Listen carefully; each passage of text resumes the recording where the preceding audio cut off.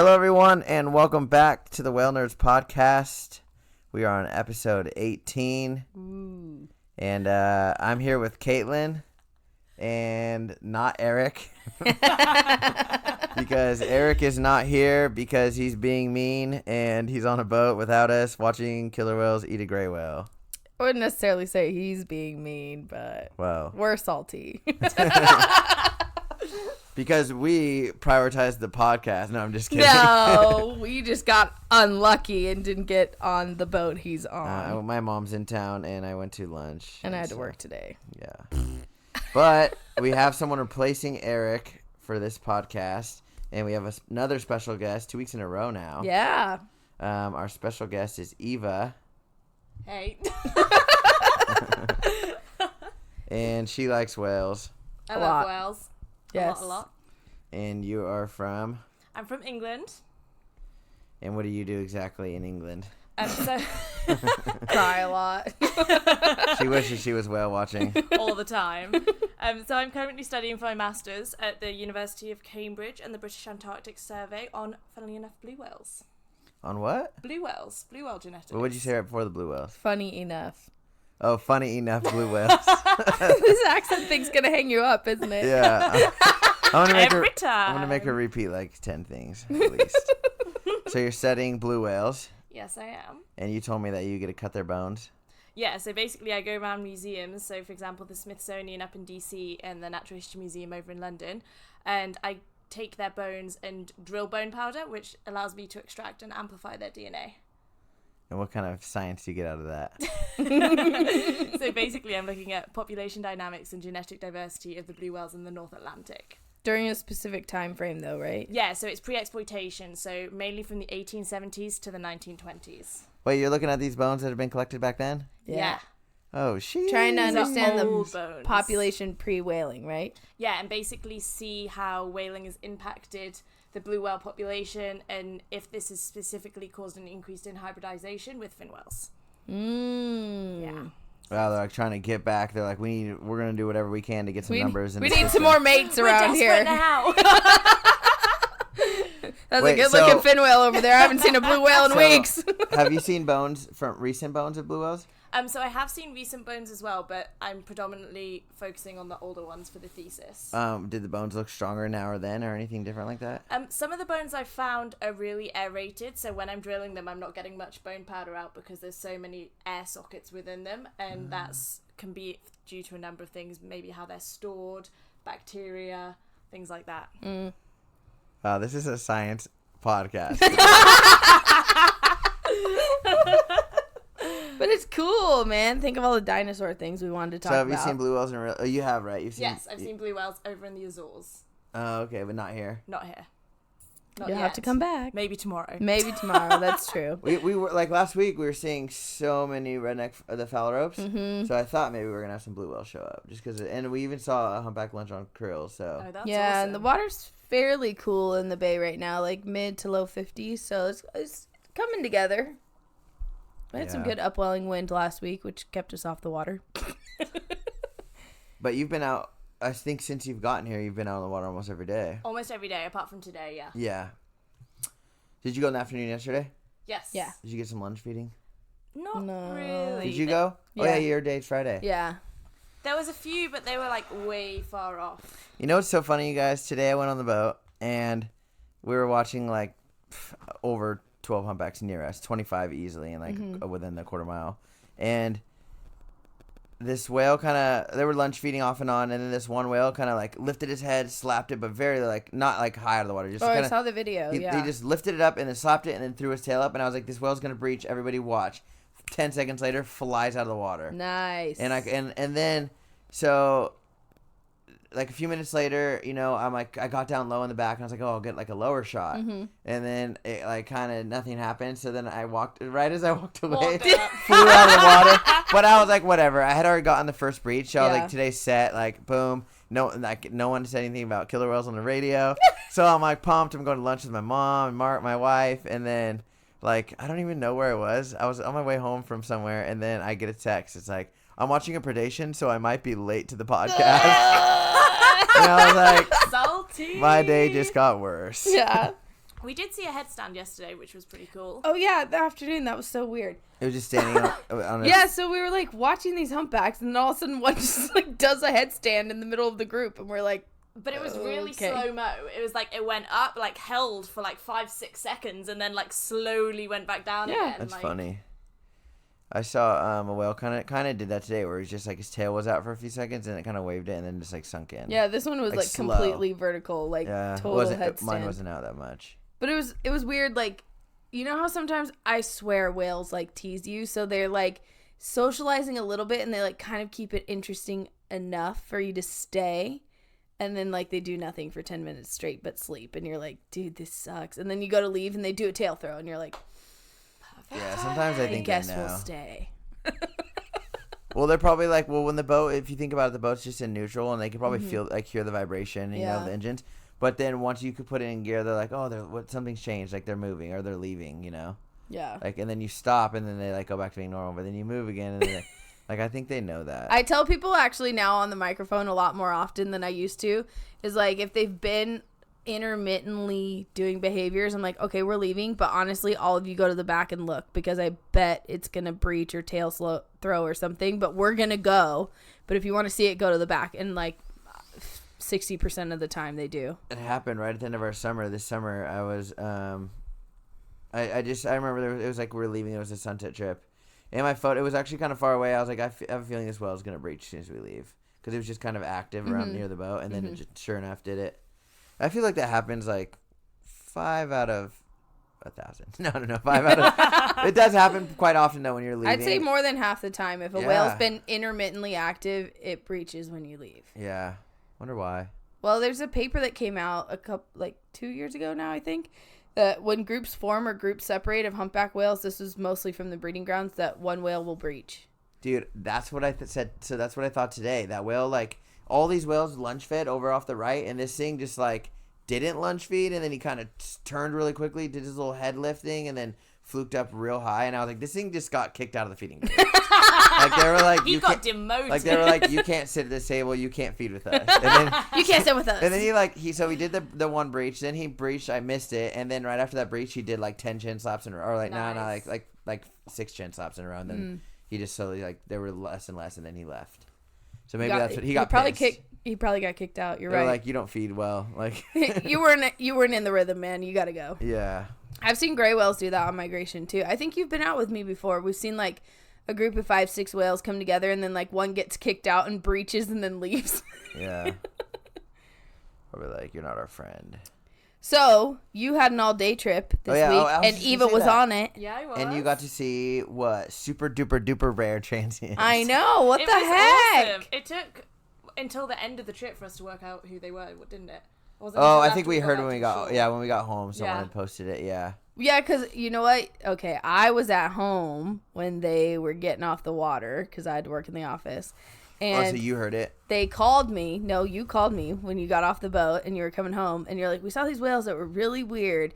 And you're like, I don't know if they're offshores or what. And I had seen your photos and I said, no, they're pretty big. I think they are transients. Yeah, we thought they were too big. That was the thing. But the way they were spread out in like a line formation, we thought that's why they were kind of offshore. But I was like, they are transients, but I don't recognize that male.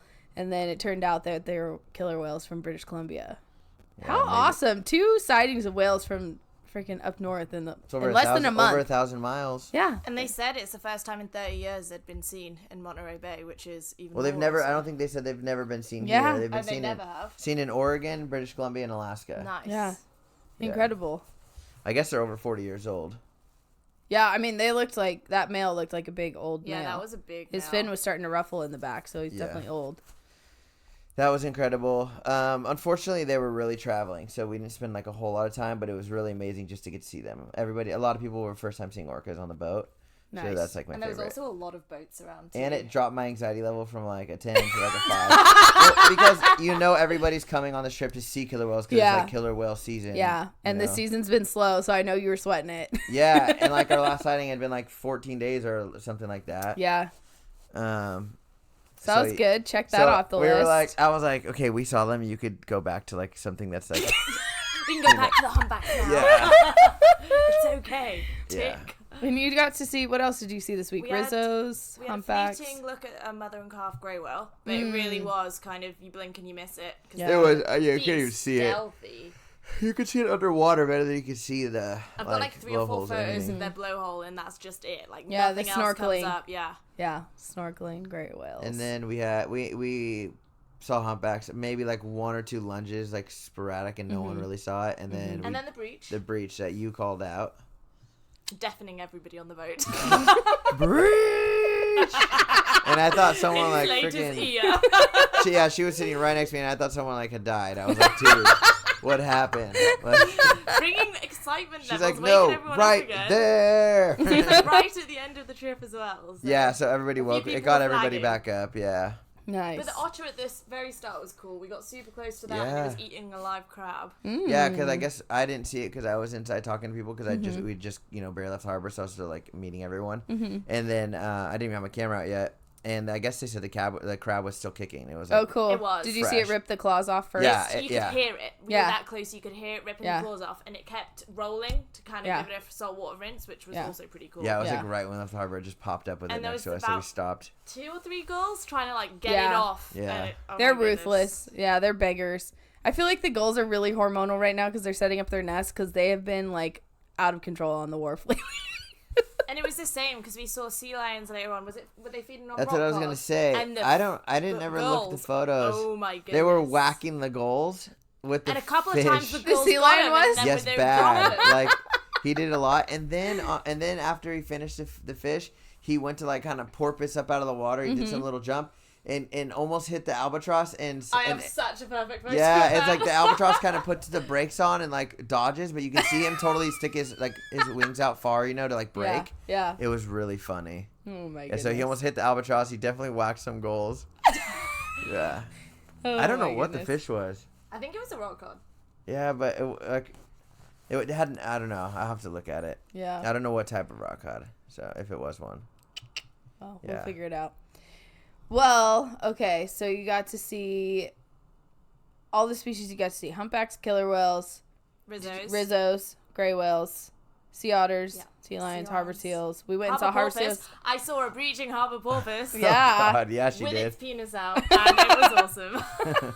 So I think we talked about this on the podcast before, but oftentimes when we see breaching harbor porpoise, it's a male after it's been mating. So sometimes there's still a little bit of a display. But it was awesome. It breached the first time, pretty and intense. I'm yelling because this is so awesome. Yeah, and again, I'm like, what happened? Everyone's watching the humpbacks, and I'm like, no, this is the cool thing here. And then I get my camera ready to catch it again, and it's so close to the bow of the boat, my zoom's too big, and I'm just like, you know what, I'm just going to enjoy it. Like, I can't focus on this, and this is awesome. I'm trying to think of anything else you saw. Okay, this is you did get to see an elephant seal with me when we went to the harbor seal rookery. Oh, I was there today again. We walked by there. Okay, but this is a prime example of spending more than 2 or 3 days in Monterey and going on. And you only went on basically, let's just say, the morning trip for all the days. Yeah. And you saw, like 5 different things. Right. And every trip was completely different. Oh, so different, yeah. So this is why you have to plan more than one day.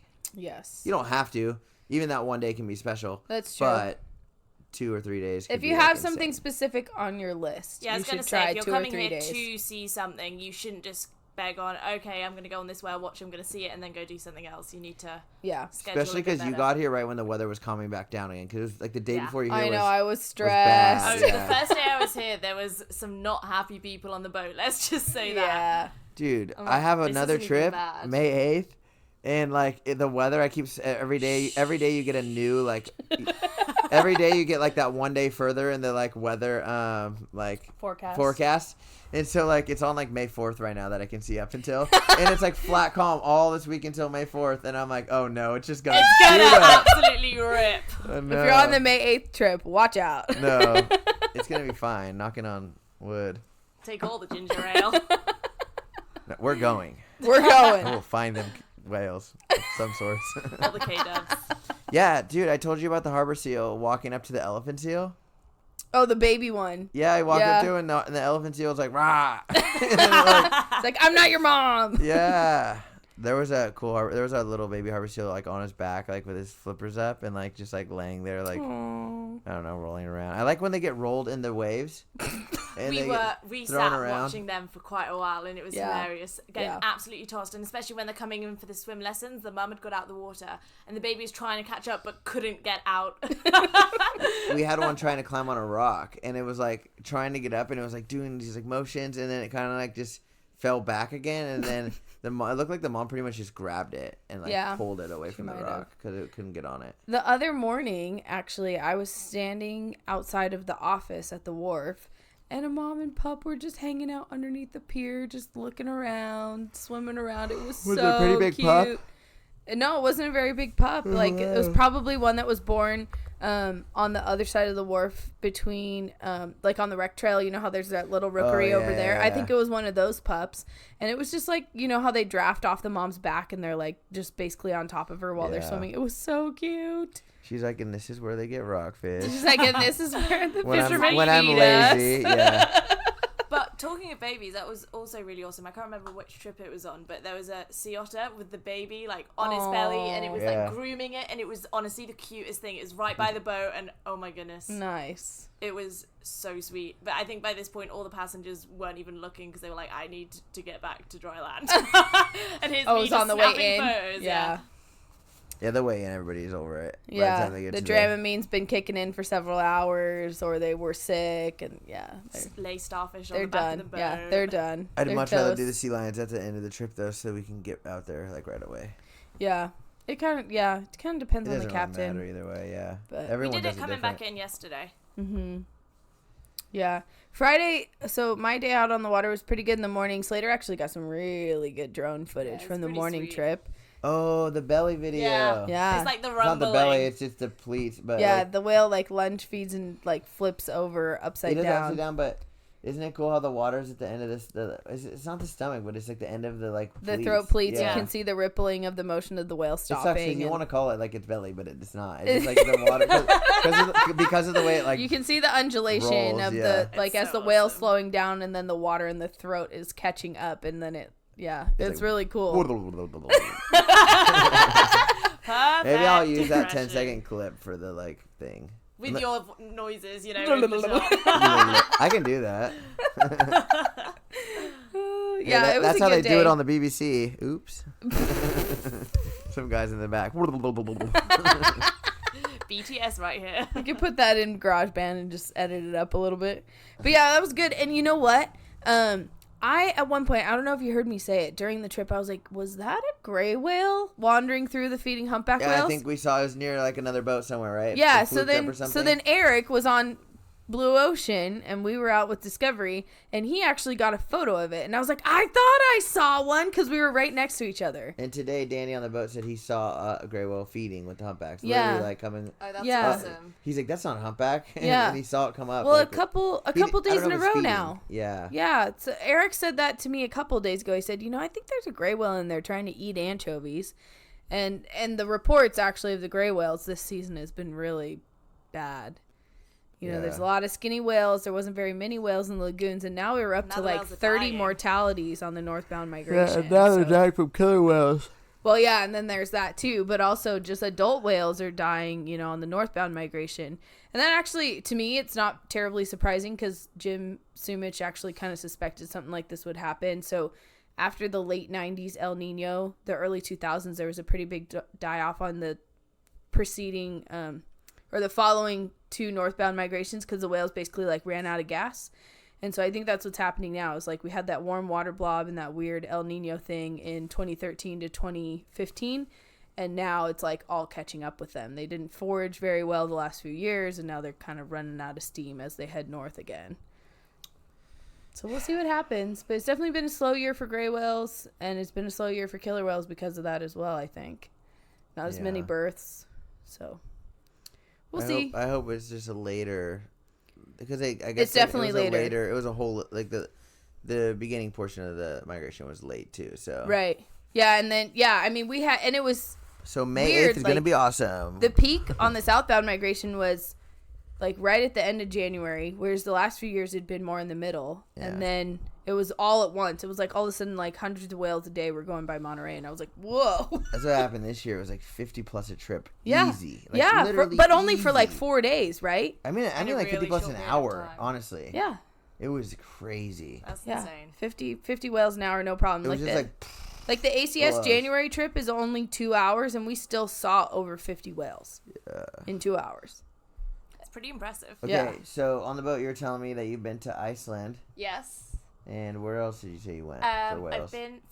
I've been to Australia, Iceland, off the coast of Europe, so in Spain, Italy. I've been on a cruise around the Canaries and the Azores, which was awesome, working as a wildlife officer. And then I've been also off the coast of Canada, so Nova Scotia, where actually I met Caitlin, over at Rye Island. And then I've been on the west coast as well, so just north of Vancouver Island, so on the little islands up there. Wow. Did you do a volunteer thing with Cape Ann out of Massachusetts too? Sort of? But you've been whale watching out of there. Yes, I've been whale watching out of Massachusetts for the last 5 years, I think. What? I think it's 4 or 5 years now. Oh my gosh. Like every summer, and they're like, "Oh my goodness, been you're back everywhere again." for whales. I thought that was cool. She's living the high life, really. Yeah, what the heck? But she doesn't live in a place where you can see whales, so I guess you have to decide. My first ever whale was a minke whale. I'll never forget it. It was in the Outer Hebrides in Scotland, and it was really a stinky minke. It's one of those ones I smelt it, and then I saw it, and I was like, "Oh my goodness, I'm hooked. This is my first whale. It's That's stinky what minke." For minke will hooked you in. Man, Yeah, I know, you really are. You really must love whales if the minke whale got you captured. You said you went whale watching in Italy. Where was it? Was it start with a G? It was in in the Gibraltar Strait? No. It was like Geneva, I forget. There's a place that I was looking on Instagram. And they see like pilot whales or something maybe? Oh, yeah, there's Tumares is, I think... I have to look it up. Yeah, I was going to say, I'm pretty sure that's more off the coast of Spain, though, because they definitely go out of Spain. But they're so close to each other, you're sharing the sea through there anyway. Yeah. Yeah. And they see a lot of pilot whales. They see a lot of orca, actually, too. It's more dolphin species than whales. I was doing fin whale research off the coast of Barcelona, which was pretty awesome, and that was mother-calf pairings. But yeah, more so odontocetes in Europe, especially in England. It's they more see so sperm harbour whales in the porpoises. Mediterranean too. Yeah, harbour porpoises is the main one. Bottlenose dolphins are pretty common. Yeah. Sometimes you see the common dolphins, and then whale-wise, it's minkies and the occasional humpback. This year in particular, we've had a lot more humpback reportings than we have. You know, they actually started whale watching out of Cork in Ireland like more regularly the last 5 years too, because they've been seeing more whales there. Someone writes me on Facebook. I forget her name right now, but she always lets me know when they do have humpback show up, and it sounds like they're seeing them more and more. Yeah. I mean, I went to Ireland in 2013, and it wasn't really a thing there. Because I was like, I was almost done with school, and I was like, no, I want to start watching whales anywhere I go on vacation. And there wasn't really anything. And then literally the next year, they were like, all these humpback whales and fin whales off of Cork, Ireland. And I was like, dang it. They've really increased tours off the east coast of Scotland now, because they've got the resident bottlenose dolphin population. I've actually been adopting one of their bottlenoses. My mum got it for me for my 5th birthday. Oh my gosh. Her name is Rainbow, and I still adopt her, and I keep getting the adoption certificates like, congratulations, you have now reached 15 years of adoption. And like it just keeps going up to like 16, 17. I'm like, oh my goodness. And that was really like, what do you want for your birthday? When I was 5, I want a dolphin. I want to adopt a dolphin. That's funny. Have you ever been to see fungi? Yes. Oh my goodness. So this was all I wanted to do when my parents were like, where do you want to go on holiday? What do you want to do? I want to go see fungi. What is that? Fungi is the most famous bottlenose dolphin in Ireland. Is he still there? Yeah. Yes. Yeah. Like a super old, singular, no pod, bottlenose dolphin. Oh, is it the one that people swim with or something? Yeah.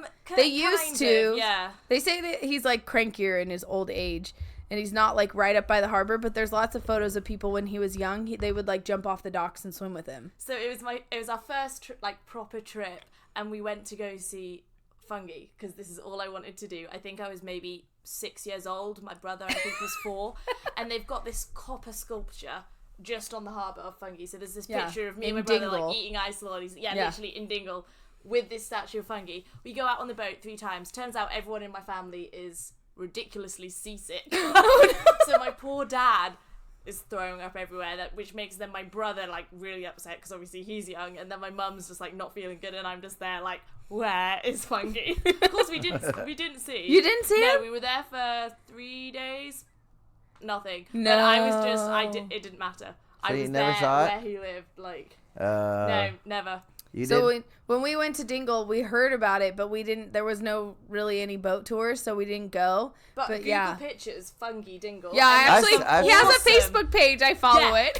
He has some absolutely awesome pictures. And He there's loves one the that's- boat sometimes. He yeah. like breaches right in the wake, right next to the boat. And there's one that I think one of the most famous images. He's coming right out of the water, and you can literally like see a person next to it. Yeah. And you can just see the size comparison. Fungi is huge. Yeah. No, there's this one guy that goes out in his sailboat all the time, and Fungi like loves him. So there's always these photos of him and this guy.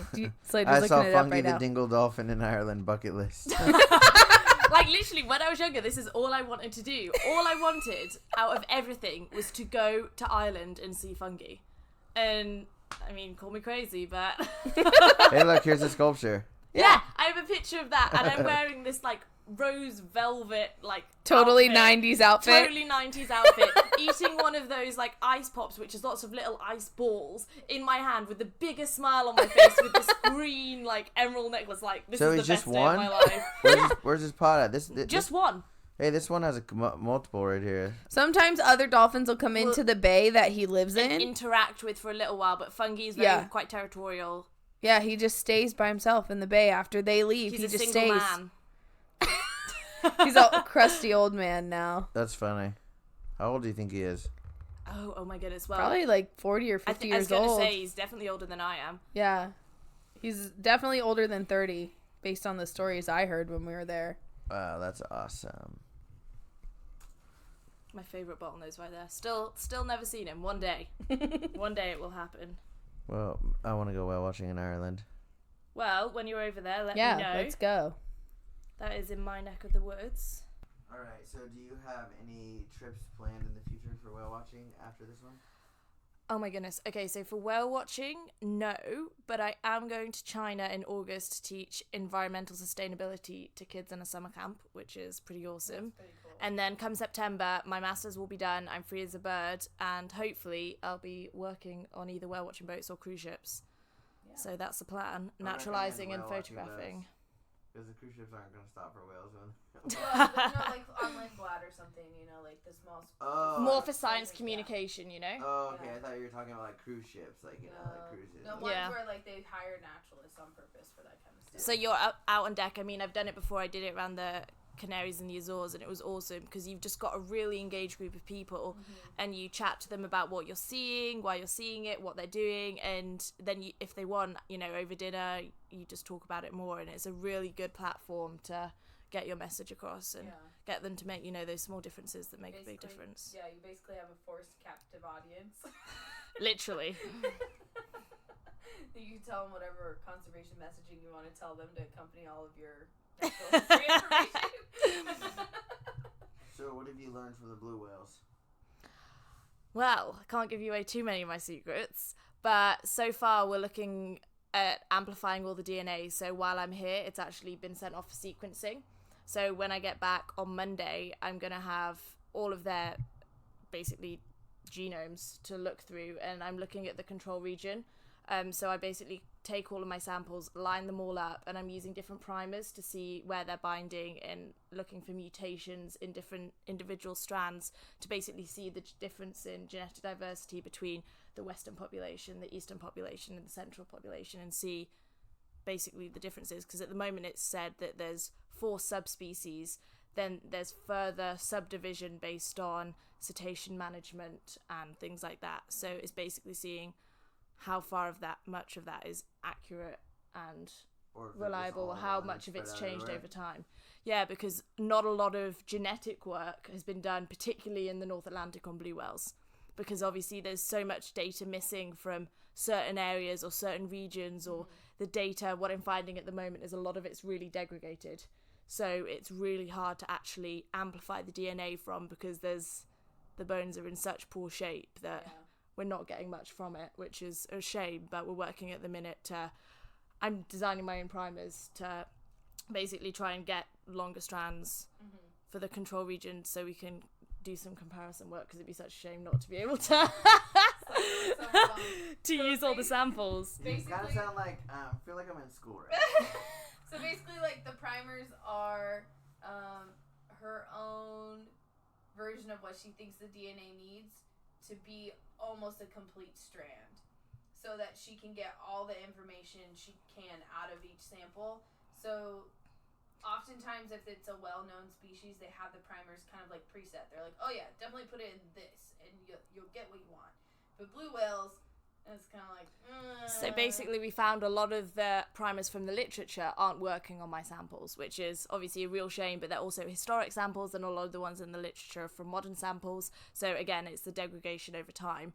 But what is really important is you need to be able to amplify a region that previous papers have also amplified, so then you can compare.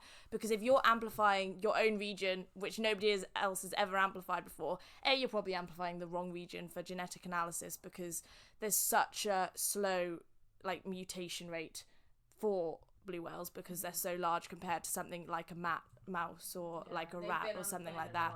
Exactly. Yeah. So the rate of mutation is much slower, and the genetic turnover is much slower. But if you're so you need something that you can then compare to other. Stop. Do you ever just get lost? She is lost. That's why she's trying to make her own primers. Exactly. But you need to make them so you compare them to other people's work. Otherwise, so she's making her own custom DNA cocktail.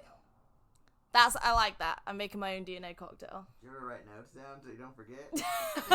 Oh, you should see my notes. Oh my goodness. So Eva's basically making her own custom blue whale of the Atlantic cocktail to try and understand how related they are. Yes, that's exactly what I'm doing. What if Let me just write your abstract for you for SMM. Yeah, due in 3 days. I was gonna say, what if they're all like one species? Like they're just all over. They're spread out. That's how far they're spread out. Well, that's soon to be found out. Well, but then we already know that the ones in the southern hemisphere are like smaller. Well, right? They could all be one population in the Atlantic. So you're saying like this is a whole like common dolphin, like short beak, long beak thing, or no? No, it'd be more like pygmy. No, so it'd be like the different humpback whale populations. Oh yeah. Or like the different breeding groups. Yeah, so not different ecotypes though. Obviously, probably not. The pygmy blue whale and blue whales is different, probably subspecies or ecotypes, but. Is ecotype only meaning that they feed on different things though? Well, they're morphologically different too. The pygmy blue whale and the regular blue whale. When you start talking about it's slightly different for example, like the killer whale or the orca ecotypes, where you've got the type A, the type B, the type C, the type D. It's slightly different to that, because obviously they're currently working out if the type D is actually a new or separate species. Well, and honestly, they may end up quite a few of them being subspecies too. Like, we just don't really understand a lot of it. It's like the pseudo orca. Yeah, like, they may have ecotypes too. Well, yeah. Well, I mean, like, I don't think anyone here has seen them eat a dolphin, like in Newport Beach when we see them, when they've seen them. It's always white sea bass or yellowtail or other like fish, and in Hawaii, I think it's Hawaii, in the first opening scene of Our Planet, it's false killer whales chasing spinner dolphin. Side note: Our Planet is awesome. Caitlin still hasn't seen any of it. What? No, I watched the Caitlin! first episodes. I watched Someone was telling me there's killer whales in it, and I feel like I missed it. Was there killer whales in it? I'm pretty sure. I watched the first 2 episodes, but weren't they in the ocean episode? Huh? There's like 2 ocean episodes. There's like the first 2 have been oceans mostly so far. Yeah, there was some polar bear stuff. There was stuff in the Antarctic. Maybe they said they were kicking penguins. Someone told me. I feel like they're watching a different thing. Oh, I thought the penguin stuff was with leopard seals. I don't remember the killer. Oh no, there was a little bit of killer whales because I had to rewind it because one killer whale jumped over the top of the other one. And that was my friend, so I rewinded the episode. I was like, wait, did you just see that? Ultimate whale nerd right here. The penguin footage was insane. It was them all swimming through the water. Yeah. That was cool. Yeah. Side note. Yeah, a little bit of a detail. If you don't watch Our Planet, you're flipping missing out. Yeah. Okay, we have something to talk about, and you were there as well. The ACS meeting on Jason Colby, the author of Orca. How we came to know and love this apex predator? Yeah, I think that's right. Got it in Slater's one.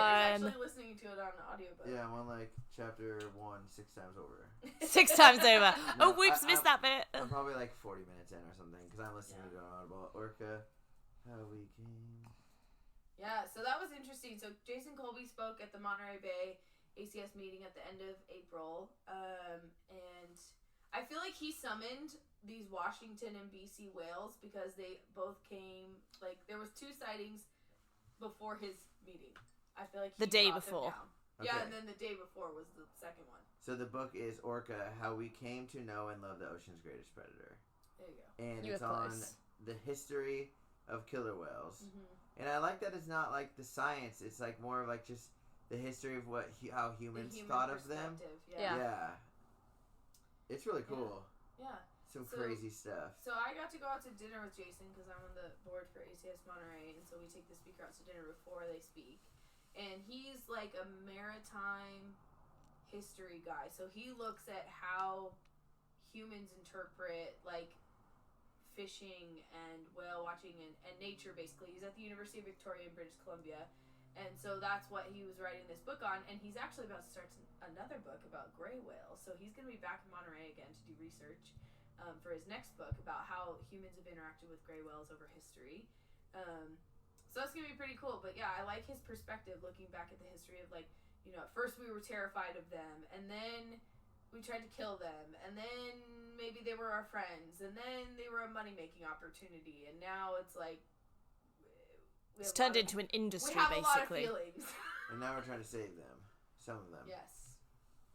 But it was super awesome what you're saying about the grey whales, because he's going to be back and forth between Monterey Bay and obviously his home. But he's saying a lot of his time is going to be spent interviewing people and getting like the people's perspective and the history of that side of things, as opposed to obviously going out on the boat every day to see the grey whales. North to like the Bering Sea. Well, I think he's going to try and cover the whole range. Yeah, so I think he's going to go He did a north good to job south. with the southern residents. Yeah. Like that whole thing. Yeah, it was really interesting to see, like, the pop culture little moments for killer whales, like, you know, in Stuff I had never heard about. movies and newspaper articles, like that one in San Francisco slaughtered hundreds of seals and attacked a lighthouse skiff. You know, they're truly ocean Some of those predators. headlines he showed us were absolutely crazy. Oh, I know, and people believed it. Yeah. And They're then, like, oh no, they actually just eat herring. These are from Norway. You know what I mean? Like, Yeah. it's like they just shot them with machine guns and stuff. Like, yeah, they used to think that they were competitive for fishing, and so they would, like, do hunts of them to eliminate them as competition, and especially in the Antarctic, but anywhere they were trapping fur seals, really.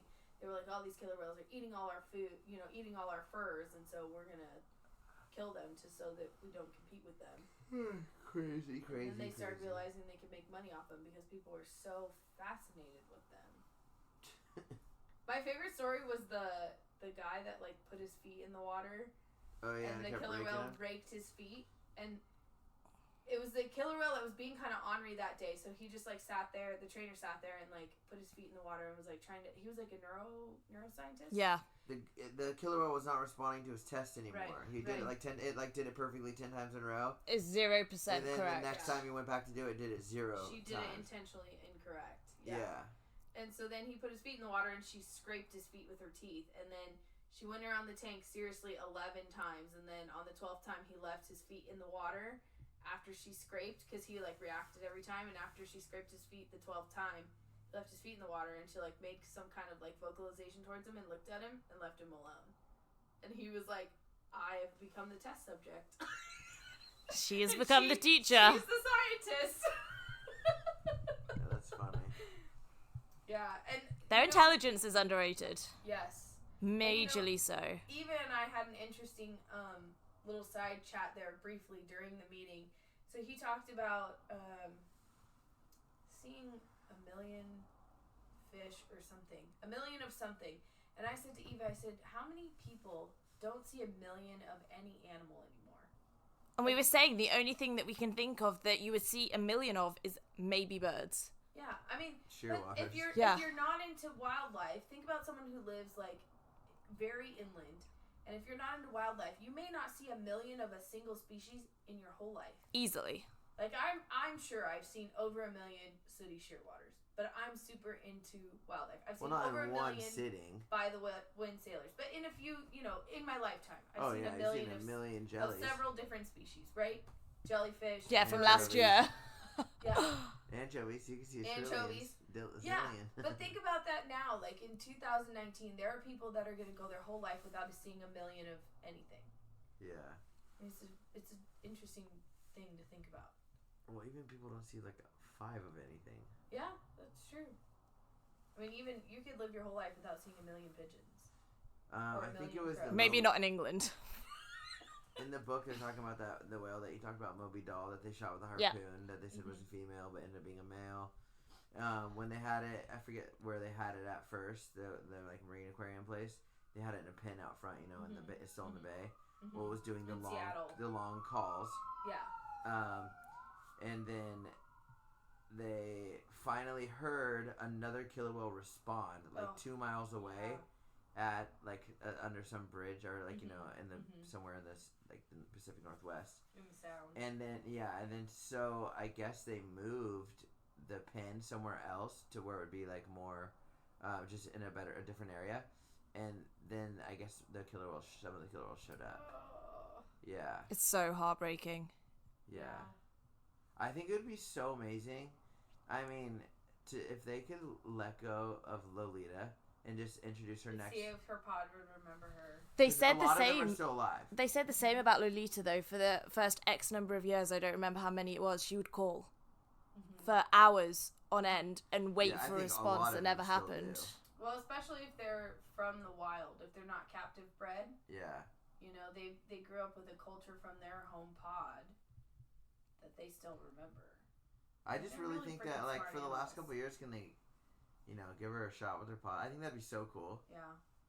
I think they would look cooler if they did that. You know what I mean? Yeah. That might maybe help them out a little bit. Yeah, that would actually boost their reputation. Yeah. How cool would that be if because they think she's part of L-Pod? Mm-hmm. That'd be insane. Yeah. We saw L-Pod. She could have been here. I know. She could have been here. We could have seen her in Monterey. Perspective. Yeah. She's still alive. She's still, she could have totally been here. She was longest 64 or something, or she was born in 64, and so the orca that's been kept in captivity for the longest period of time is Lolita. Yeah. Wonder what they feed her. Fish. Dead fish. I know, but is it salmon? No, I don't think so. It's frozen and then thawed. But so she probably wouldn't do well. She probably would be not. I mean, you don't know though because they're family oriented animal and there's. Might just be no, we eat salmon. Where is that one killer whale that has a very damaged dorsal fin and some of his pod helps him forage? Oh, the one with the missing. Yeah. No, but that's peck fins. Oh, maybe it is peck fins. I'm pretty sure it's in Norway. Yeah. And now I read an article, I'm not even kidding you, a few weeks ago saying that orca is now the matriarch and is now leading the pod, and it's because the other members of the pod would catch the food and then bring it to the quote disabled orca because it had no peck fins, and it's now thriving. It's not only survived being a calf and early child years, but it's thriving. That's amazing. Because they're so sentient as well. That these bonds, are just incomprehensible in some factors. Crazy. I don't know. That's my challenge. They're so smart. Put her out there, see what happens. Dude, that'd be so cool. If you guys want, I'll help you. Well, I'll help you. Talking of orca in Norway, though, I went last year with 2 of my really good friends from Iceland that I met while I was working over there, and then 2 of my Norwegian friends. We went to go see the whales because it was peak time. It was actually when Jodie was there too. Oh, yeah. And we went on quite a few different whale watches. Nothing, and it's because the herring was at such low capacity that none of the whales had come into the region, and Jodie just saw them because she went quite a few hours further north than I was. I think it was 5 or 6 hours further north driving. Wow. And she only saw a few. Wow. And that was supposed to be their, prime time, and no whales. Not even, idle whales. No whales. Last season was good, though. Seems like everybody that I know that went there had a lot of videos of big numbers. It does sound like the whales have been shifting the last few years. I've heard that from But I'm saying it's getting later and later and later that they're arriving. Because we went, I think it was the 2nd or 3rd week of either November or December. Anyway, it was supposed to be prime time. They were supposed to, have been there already and settled in, but no else. Facts? No, nothing. Oh, wow. That's crazy. Yeah, I think everything's shifting over there. Don't get me wrong, it was a great trip, but it was a wellness trip. Wow. See, that's also proof. You go around the world to see whales, and sometimes you don't see them, even if you spend a week there. Yeah, we are so lucky here. We're so spoiled. I mean, our humpbacks are back in like big numbers already, though. It's pretty early. Yeah. I don't remember any It's of not the last. even May The yet. last 2 Aprils was not. I've seen so many humpbacks this week. Or was it like this last April? I kind of wasn't here. It wasn't that much lunge feeding yet this year. There's a lot of whales and a lot of feeding whales. There's definitely not 100 whales here, but there's like. 124. But there is like 35 plus easily. Like there's 50 whales probably in the bay. I mean, maybe in the whole bay, like Yeah. from Big Sur to Davenport, there's over 100 whales. But consistently on a whale watch, you're seeing like 25 to 30. Consistently, like 10 miles from Moss, there's like probably 30 whales in the area. Yeah. And even when you're watching whales, you just see blows literally 360 degrees around the boat in the distance. Get into the prime area where there's a lot of fish around, I mean, everywhere you look, there's whales. There was some ding-dongs today driving around boats. Right to the whales. Bummer. Everyone on the boat was like... It happened Friday too, though. Remember know. the whales crossed underneath us and then went I just don't get it next to because the boat, and then these people the are on boat went right small through skiffs. Like, some are on like 15-foot skiffs. there. Yeah. And like, dude, That's the like whale's as short probably as the not going whale's to get pec hurt. fin. Honestly, the whale's probably not going to get hurt, but the two guys that are standing on the boat Oh, they're going to get are hurt. going to get hurt. It's because what they're we in saw tiny little yesterday boat. afternoon. This little tiny boat with 2 people on it. If it had Oh, yeah. 2 seconds earlier and they would have collided. Literally went over exactly where the whale had just fluked. And there was 3 of the whales too, so... I mean, one of their flippers is If a you're in a ton. private boat, slow down when you're around a big charter boat. They Be might respectful. Be watching whales. The thing is they all think that they're fishing, Yeah. you know? They think that the boat is fish. That the big boat is fishing. So they're like, well, we'll troll around them. Yeah. Must be a lot of fish there. Pay attention. Yeah.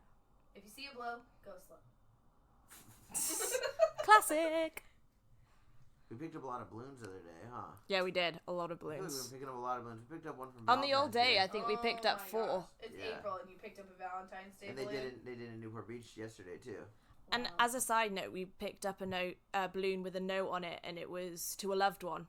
And it's like, there are so many ways that you can show your respects rather than writing a note on a balloon and releasing it because it ends up in the ocean. Yeah. And then you're One just time I found a causing balloon further with damage. pictures on it. And I was like, okay, I don't know if these people. Because are, they do them as tributes. Yeah. And then they let go of them being like, Yeah, this was like an entire family, and I was like, oh, this is weird. Someone on Instagram one time, a friend of mine was at this event, and they literally let go like hundreds of balloons. I was just like, I wrote him like, that's so stupid, and he was like, well, it's not me. I can't do anything. It wasn't his fault, you know. He was just there. But I was just like, dude, I can't even imagine seeing someone let go of like hundreds of balloons. companies used to do it. Where was it? It was somewhere in America that they let go of a million balloons for the Graduation release. ceremonies do it all Every the year, time. And- yeah. It was something crazy, like 6 years later, these balloons, because they were all logoed and branded, were still washing up. And some of them got as far as England, you know? Like, Really? it Wow. was like crazy. The ducks thing, The you know, the rubber duck ducks thing. Yeah. in And the Nike shoes when was that? The duck thing. in the early 2000s. They're not saying they're It's still called saying them now, They are wrote a book about it called Moby Duck, didn't they? I'm not sure. And they wrote a book about it. Was it in Blue Planet or something? Or was The it original Blue Planet, maybe. It's in the ocean one. What is it? Is it Blue Planet? Yeah, Blue Planet. It's in Blue Planet. Yeah. Yeah, there's a book about it too, though. And then also there was a very famous spill of a bunch of Nike shoes, and they tracked where all the Nike shoes of that specific make and model washed up on beaches. What's amazing for is they years. could literally be like 2 inches from each other and then like split off into different currents. Mhm. You know? And then end up in different countries, Yeah. on different continents. Yeah. It's crazy. Totally. I mean, there's also to think more about that. There's wildlife that distributes around the ocean like that too, like the leatherback sea turtle, right? The ones we see in Monterey come from Indonesia, and whatever current is prevalent when they hit the beach, that's where they end up, and that's where they return on their migration as adults.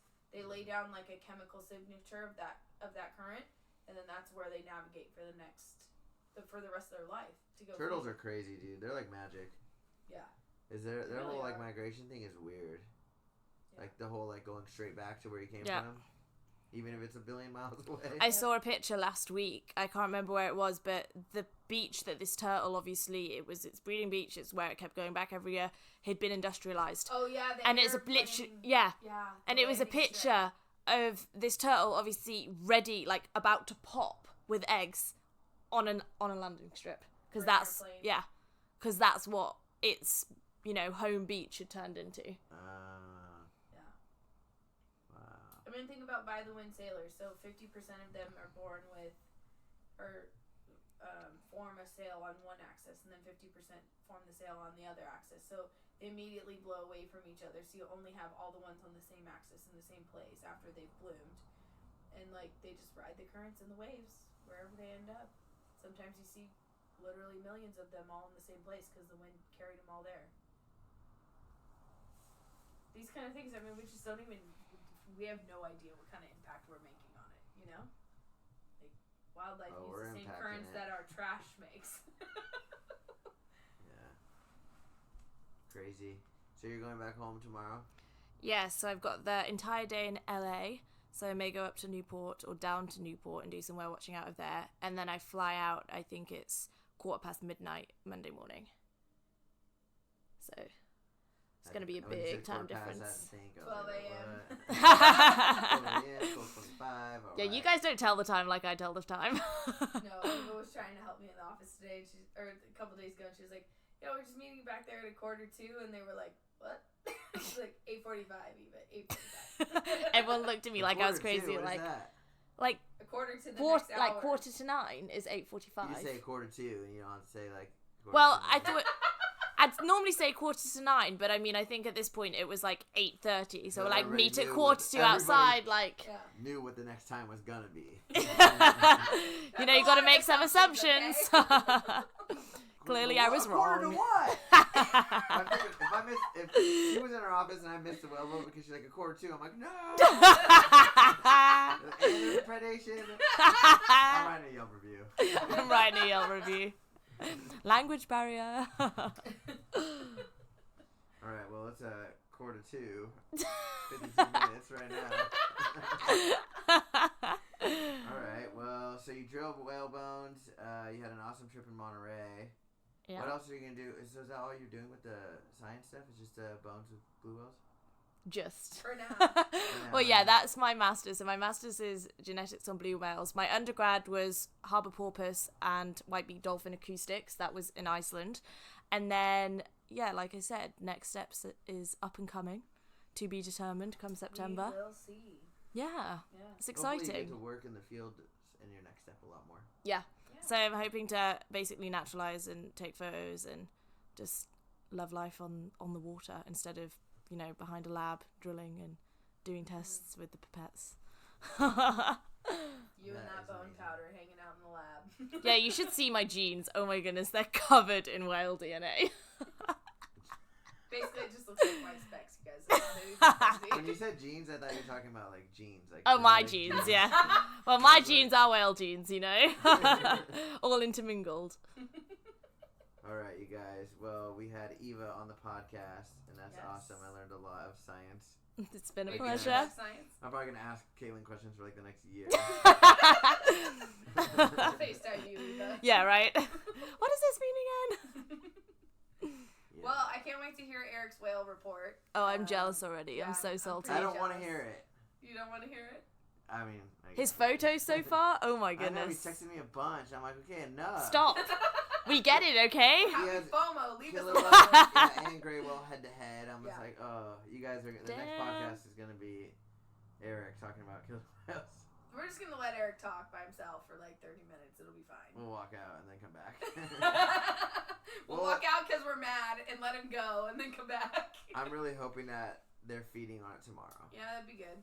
Fingers crossed for you guys. Yeah. Since it's like the first one, maybe other ones will come in and it'll be like that whole... It's true. Sometimes they do all come in. They call each other in. And I mean, first one in the bay. There could have been tons, big... Well, you know what? Actually, I saw a report of killer whales attacking a gray whale in Morro Bay today as well.